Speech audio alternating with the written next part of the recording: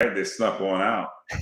Yeah, they did. Boom, and we are live on the Tuesday Phoenix RIA. We're also live on my personal Facebook page, Luke's Facebook page, the Viking Real Estate YouTube channel, and the Just for Flips YouTube channel. Just a little update.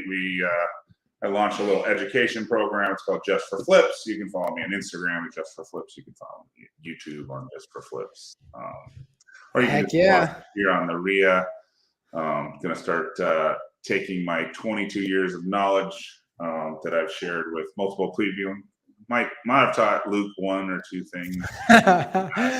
Yeah, one or two in the last week. Taught all my kids some things, and they're in the business running around doing deals. So. And I just got to let everyone know, Chris and I are both going to be in a very, very positive mindset, good mood today because the Steelers won against the Bengals. They took down their division rival, and the Vikings took down the Packers, their division rival. So we're off to a good start this Monday. No, this Tuesday morning. If the Vikings didn't beat the Packers, that's just a win, right? That's absolutely. Come on, they're favored to take the NFC. So we destroyed them too. So I'm off to a good start there.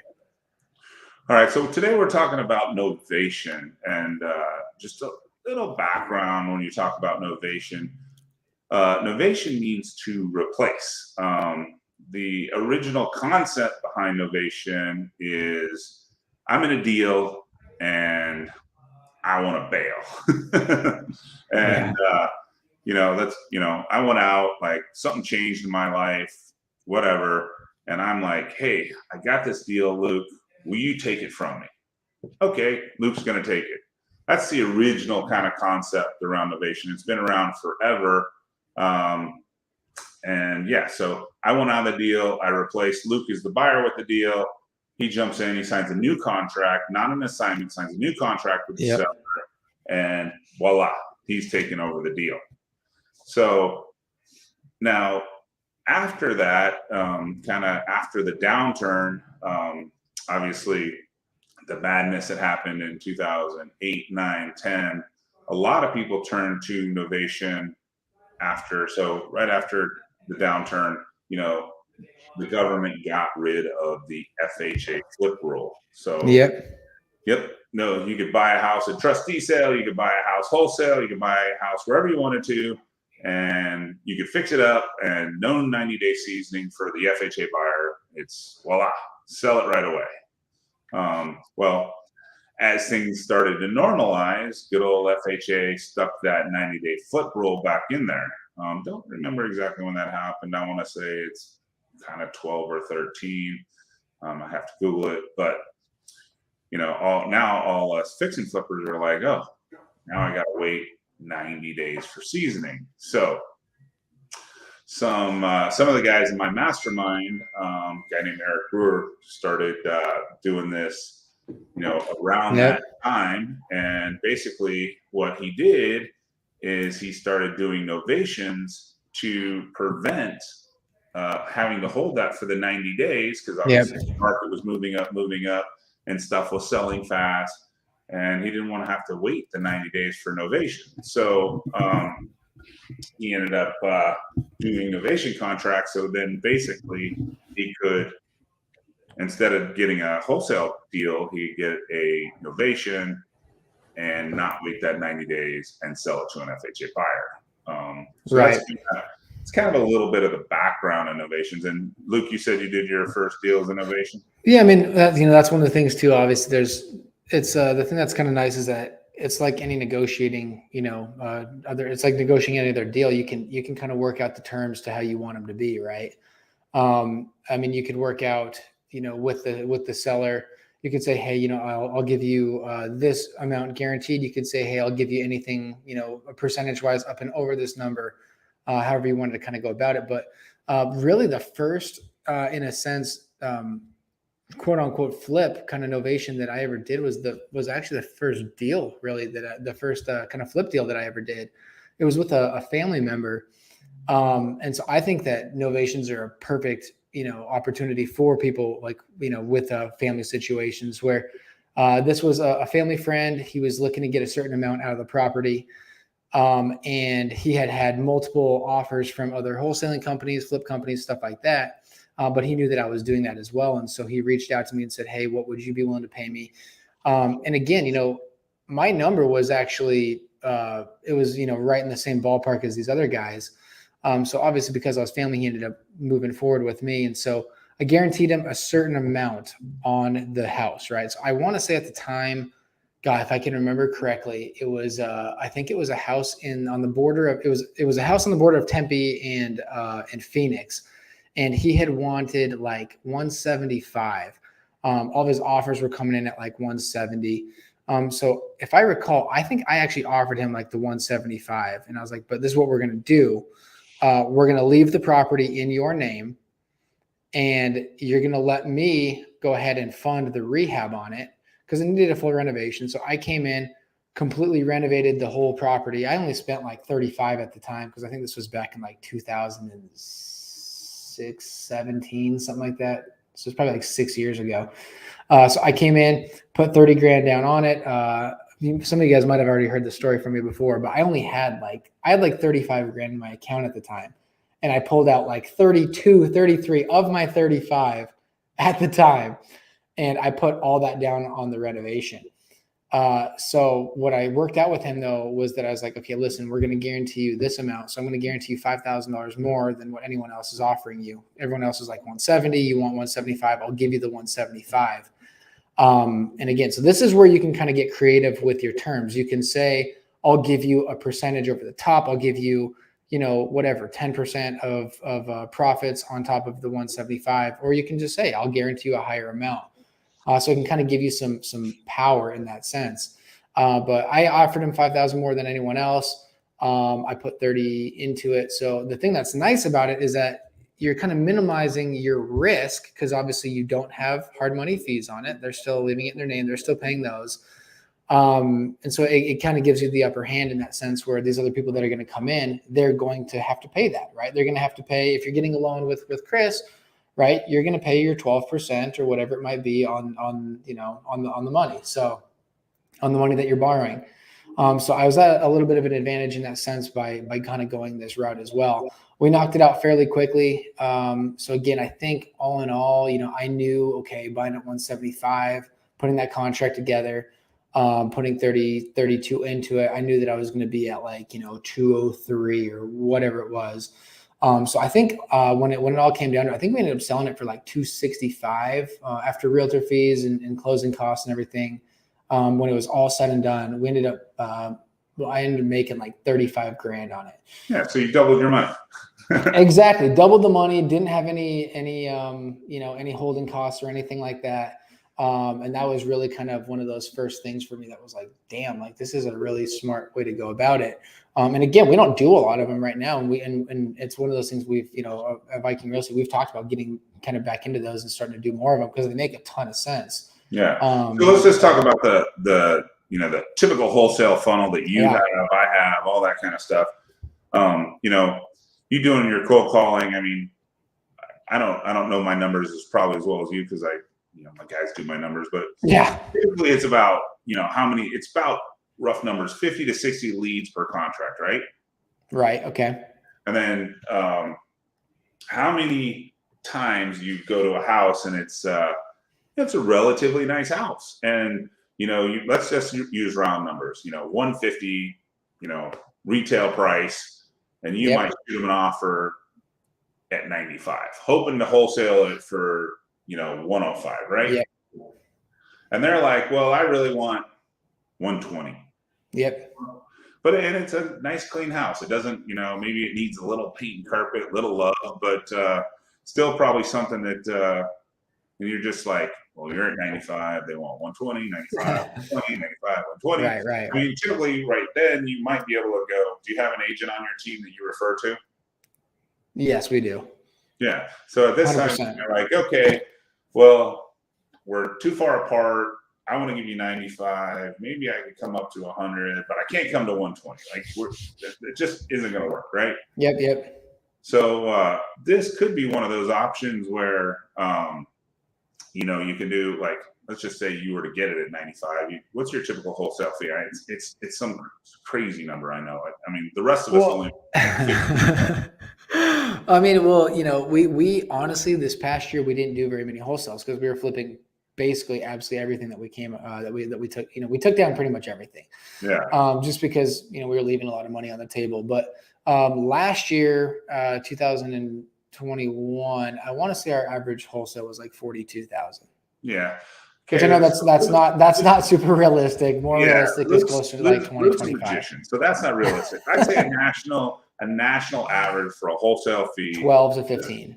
Yeah, I was going to say 15 on the national average. Other states do better than us here. Let's call it 15 to 17, right? Yeah, that's probably a good number. Right. So if you were to buy it at 95, you mark it up 15, you're going to wholesale it at 110.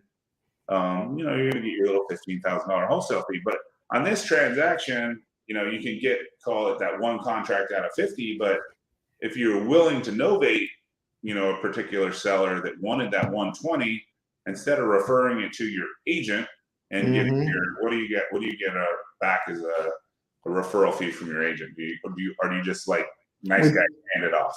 It depends. If it's like an agent that found us a deal, like an agent that's not really like with us, and they find us a deal, we'll just let them take the whole thing. We'll let them take the full 3% just as like, okay, go ahead and keep finding us deals. Yeah. But obviously if we're going to have like our agent go ahead and close it, we'll still leave it at the 3% or 2.5% or whatever it might be at the time. And we usually give her half a percent. And then the other 2% comes back to Viking Real Estate. Okay. Yeah. So, when I teach people, I'm like, hey, if you're going to refer something to an agent, I'm like, hey, just, try to get 25%. So like on that, on a listing fee of, 120,000, if you referred it out times, let's just say they got the whole 3%. Yep. Times 0.25, that's a $900 referral fee for doing that deal. You want to offer 105, they want 120, you're not going to make it happen, right?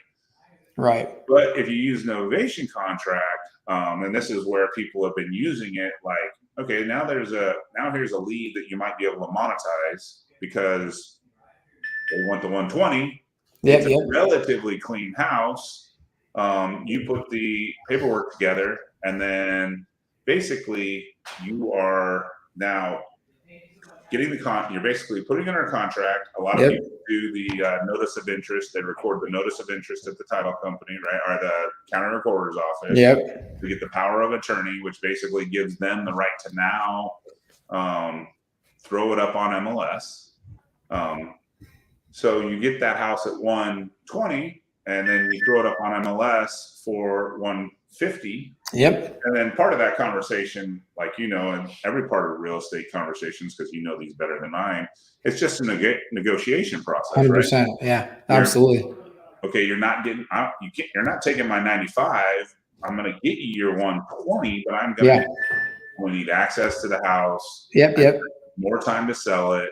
I'm not going to be able to close in 7 days, like I just told you back then. So just all the terms that you need to negotiate. Yeah. And so what I'd rather do, and another option, again, when, like you were saying, it all comes down to the negotiations. In that say we're taking that exact same scenario, I'd rather, come in and say, hey, listen, I can't get to your 120. I just can't do it, but I can get to 110, and let's get to 110. And then I'll give you a percentage of anything over 110. Right. So then if you're starting to talk, okay, 10% of, of the difference between, 110 and 150, if it's 40 grand, okay, well, now you're still making them think like, okay, I'm still getting a good number and I'm getting a piece of the pie off of whatever they end up getting for it. It might only be another 4 grand. So then you're saving another 6 grand right there. But it all comes down to, to the delivery. It all comes down to how you're going to put that out there to them. If you can make them feel like, I think one of the things that probably scares some sellers with novations is they feel like, okay, well, I'm giving you my house at this price to just go ahead and make however much you want with, even though you didn't even do anything. So it's like, I think if you can make them feel like, okay, I'm also part of the, I'm going to be part of the potential profit that can be made after this point. I think that they like that feeling more of the thought of like, okay, I'm still involved in the sale of my house and I'm still going to profit off of whatever these guys end up doing with it. Yeah. So, this probably doesn't work for the house that's a hoarder house or it doesn't. It's got 10 dogs or anything like that. But this does work for the house where it's like, you've had to have heard it, like, you're trying to steal my house, that offer's way too low. I'm not desperate. There's kind of all different things they come back with you, right? So this is, you have your wholesale option, which is, us as wholesalers, that's kind of our primary way to go. But even if they took your wholesale offer at 95, if you can walk them through this process and it is a really clean house. Yep. Now you can novate it to 150 and what does that, potentially look like down the road, obviously. So you can use it two different ways. You can obviously use it to make more money on the wholesale deal on a house that doesn't need a lot of repairs, or you can use it to monetize a lead that you were just about to refer out to an agent for $900. Yeah, no, exactly. And I think, like you said, I think it's got to make sense for the seller as well, because like you said, if it's a property that is just extremely rough and it's a hoarder house and it needs a complete renovation, needs absolutely everything. If you're not able to get that at a price that makes sense, you need to really kind of make sure that in your negotiating that you're getting that to the price that you need to get it at, to where it makes sense, obviously, because the more that you start talking about throwing in, 30, 50, 100 grand, and then letting them kind of eat a piece of that pie with you when you have all the risk in that sense now, it's a little bit scarier. Yeah. So those are just kind of, the two things. And then obviously if they don't feel comfortable with the whole novation process, it might be an easier target to move them back to your cash buy price. Like, hey, Yep. This is option one. And then maybe they're like, well, maybe I don't like that option. And maybe they turn now you can, bring them back to option two. So you're kind of giving them two little items to choose from. But, either way, it's, keeping you in the conversation and not just exactly your lead off your agent and getting your $900 referral fee. Yeah. And that's the big thing is, when the market is how it is right now, the industry is tough right now. It's tough. And so, with it being tough, you have to get creative. You have to get, you got to figure out other ways to be able to still pull in profit. You got to figure out other ways to be able to still get deals. So if this is going to be that way to make sure that you're doing it, that's what you got to do. Well, it's kind of as wholesalers, we get the buy price and, we're like, okay, we're going to buy it. We're going to close, you're talking to Aunt Sally or, or Grandma Smith, and you don't want to really, you kind of leave a small bad taste in their mouth if you're like, okay, I'm going to buy it. And then you're like, well, the wholesale market's a touch slower than it usually is right now. It's just not, it's not marked right absolutely. now. Right? Absolutely. So, you having to go back and renegotiate that 95 to maybe even 85. I don't, what that number is. So it might give you just a little tool to be like, all right, let's, we can maybe wander down this road for the specific houses and fit this.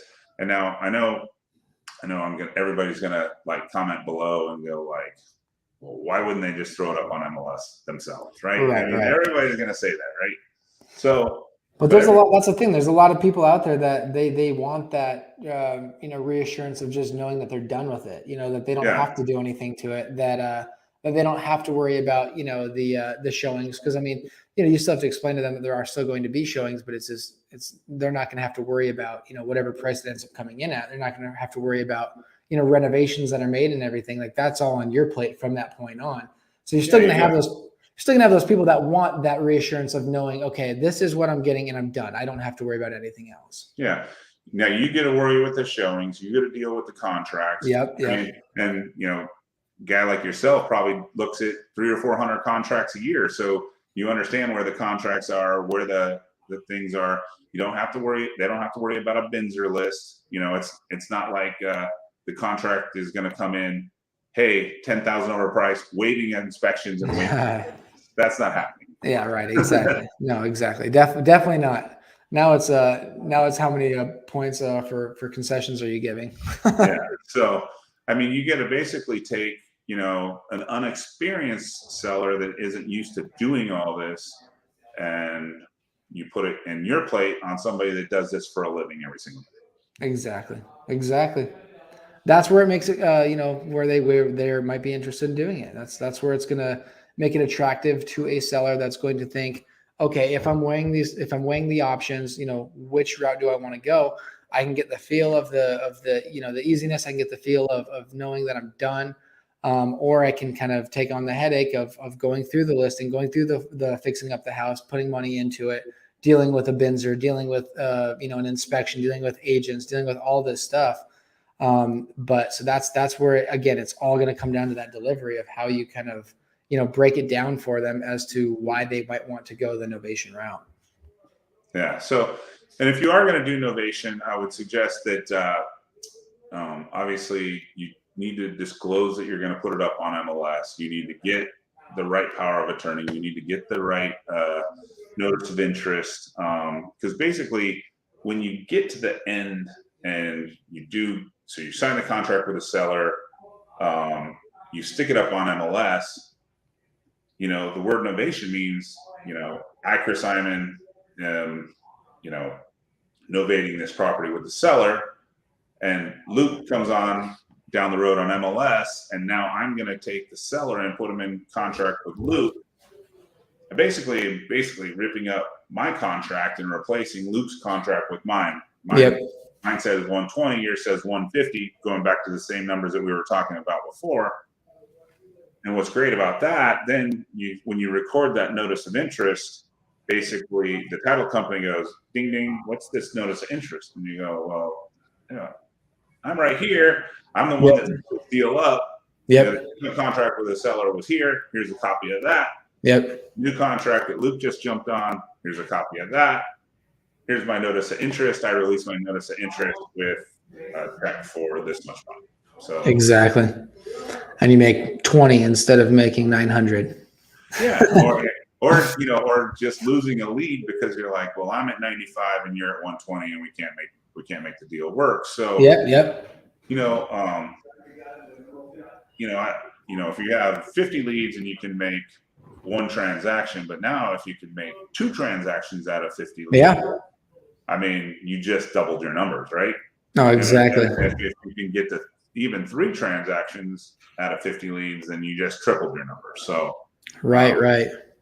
These are just little tools and little tricks that and people are out there, gurus are out there, all over Instagram. It's a pretty popular thing. And why is it very popular subject right now? Yeah, why is it a popular subject right now? It's because the market is not as hot. So, there's not going to be bidding wars for houses. There's people that are, have lost earnest money. There's people that are, scared to, even give you that 105 number, right? So, obviously this is just a simpler process. It's maybe a longer conversation with the seller. Yep. It just basically takes, the risk kind of out of your place. You put it in a contract and you stick it up on MLS. And like I said, it's probably going to only work for the less distressed houses. Yep. Exactly. For properties that don't need that full, down to the studs renovation. Yeah. But, if you've been listening to our podcast, which is episode 24, and you weren't listening when I said, hey, and this is kind of early on in the podcast, if you have a house that backs a road, has some power lines, is kind of a thorn in your side, might be a good time to get rid of it. Well, if you didn't get rid of it, now it's gonna be there for a little bit longer. But this is, definitely a time where things are a little bit, uncertain. So people are talking about this because this gives you a way to take that lead, a little bit take the risk out of it because you're telling the seller it's going to be a longer time to sell and move it. But the people I'm talking to are telling me, and I talk to people all across the country, so this is not Arizona specific. They say the houses that are nice and clean and ready to go are still getting action. Though the whole idea of taking grandma's house that hasn't been updated for 30 years and throwing it on MLS, those days are over. Absolutely. There's no doubt about that. Because grandma's house that hasn't been updated, that's going to be thrown on MLS. You're now going to be competing with 5 houses that have been renovated.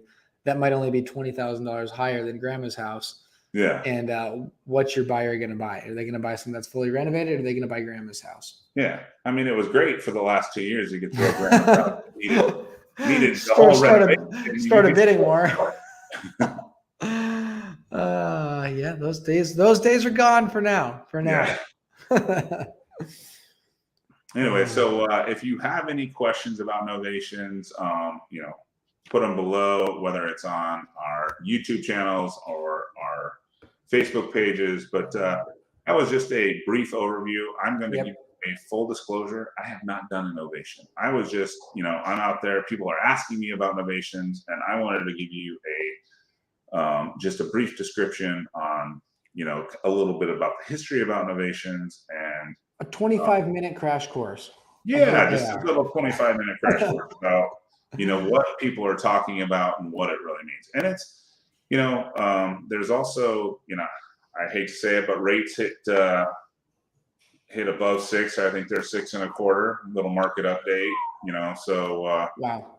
Another thing is being able to do creative financing is definitely going to be something that is also available. If Luke, you get on a call tomorrow and someone wants that same 120 for a house, or even 130 for that 150 house, but they're sitting on a 3 or 3.25 mortgage. Perfect.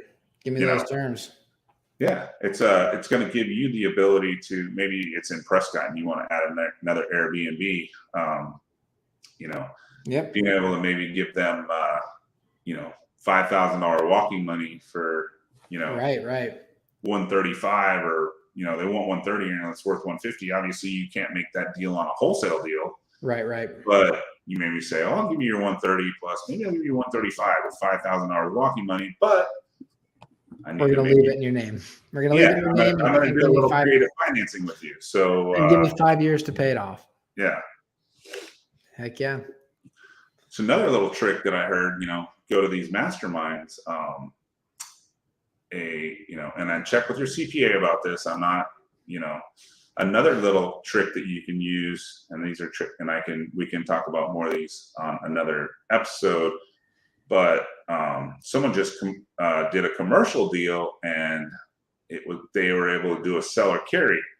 Interestingly enough, like I said, check with your CPA. The way they structured their seller carry is there were 2 owners, and basically the owners were taking payments at 0% interest, but they were only taking payments of $80,000 a year as their rent, and basically principal pay down. Well, I guess in the IRS code, an old IRS code, if you as a single person only collect $40,000 or less than $40,000 a year on your seller carry, it doesn't trigger a capital gain. So really? Let's just say you take $1 million, and in this particular case, it was 2 people, so 2 partners, so they were each taking $40,000, so that was, $80,000 a year. So in 12 years, they take the terms, and let's say you're going to have their $1 million capital gain. Well, over the next, if they took the money over 12 years, it never triggered any taxes. So stick with your CPA on that one. I actually saw a presentation about it today, so I was like, really? Yeah, that's crazy. That blows my mind. Super cool. So anyway, if you have any questions, post them below. We will be watching all the questions, and I will also, Luke, what are you doing next Tuesday? Next Tuesday, no plans. We are having a live RIA. Do you like Blanco? Si, senor. We're doing a live RIA networking event at Blanco at the Biltmore. I did not know this until just recently. They have a little downstairs hideaway bar. Oh, that's cool. and we rented the entire room for a live networking event. I'm also just announcing we have a panel, we have construction, we have wholesale, we have just updates on all this stuff. We have my cousin is a construction guy. We got Tracy Royce, who's a flipper. We're going to have Luke there. We're just going to network, and if you can make it, we're going to network. Heck yeah. Talk about, we have room for 80 people, so if you would like to join us, also send me a DM, and I will send you the link to register. So, heck yeah. Yeah. I like it. Cool. Well, that's the little overview about Novations. And we'll got any other questions? Yeah, like Chris said, if you guys got any questions, drop them below, and we will get to those right away. Cool. We will see you next week. Awesome, Chris. Hey, Vikings have Monday Night Football next week. Oh, nice. Good thing it's not Tuesday. This is true. This is true. So actually, yeah, after Monday Night Football, I don't know if I'll be there Tuesday. No. Well, the Steelers got the New England Patriots next week. So, okay. I think, in the past when the Steelers played New England, it was, the GOAT was there. So yeah, exactly. Now you've got the GOAT Mac Jones. Yeah. I think you guys will be all right. Yeah. All righty. Have a great day. All right, guys. We'll see you.